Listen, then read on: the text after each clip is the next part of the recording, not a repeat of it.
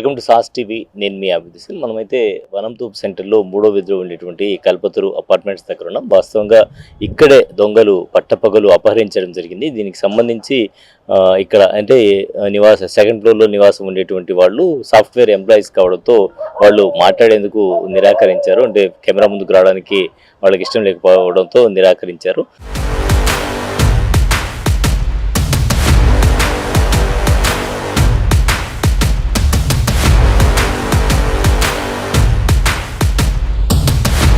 CCTV footage చూసిన తర్వాత మనకు అర్థమవుతుంది ఏంటంటే వెహికల్ నేరుగా లిఫ్ట్ దగ్గరికి తీసుకొచ్చారు. తీసుకున్న తర్వాత అక్కడ టర్న్ చేయడం జరిగింది. టర్న్ చేసిన తర్వాత ఒక వ్యక్తి పైకి వెళ్ళాడు. పైకి వెళ్ళి మరి ఏమైందో ఏమో తెలియదు కానీ మళ్ళీ కిందకి రావడం, కిందకి వచ్చిన తర్వాత మళ్ళీ రెండో వ్యక్తి కూడా పైకి వెళ్ళడం జరిగింది.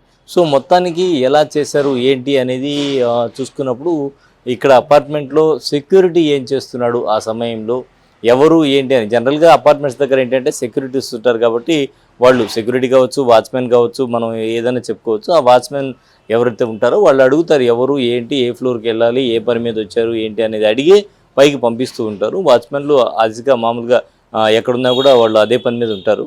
వాళ్ళు లేకపోతే వాళ్ళ వైఫ్ ఎవరో ఉంటారు కదా కింద, వాళ్ళు అడుగుతుంటారు అనమాట ఎవరు ఏంటి, ఎక్కడికి వెళ్తారు, ఏ ఫ్లోర్కి వెళ్తున్నారు, ఏం పని మీద వచ్చారని.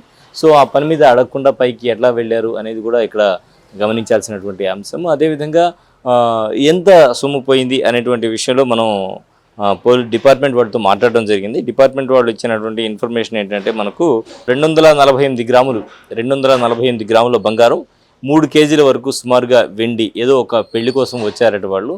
పెళ్లి కోసం వచ్చిన సందర్భంగా ఆ నగలు వేసుకొని వెళ్ళి వచ్చి అక్కడ పెట్టేసి వెళ్ళారని చెప్పి కూడా చెప్తూ ఉన్నారు. దీంతో పోలీసులు ఆ దిశగా విచారణ చేస్తున్నారు.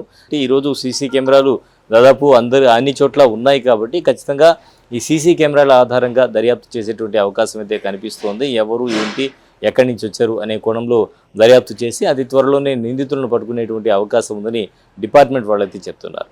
సో హోప్ తొందరలోనే పట్టుకుంటారని భావిద్దాం. కెమెరామెన్ మహేష్తో హుసేన్, సాస్ టీవీ, నెల్లూరు.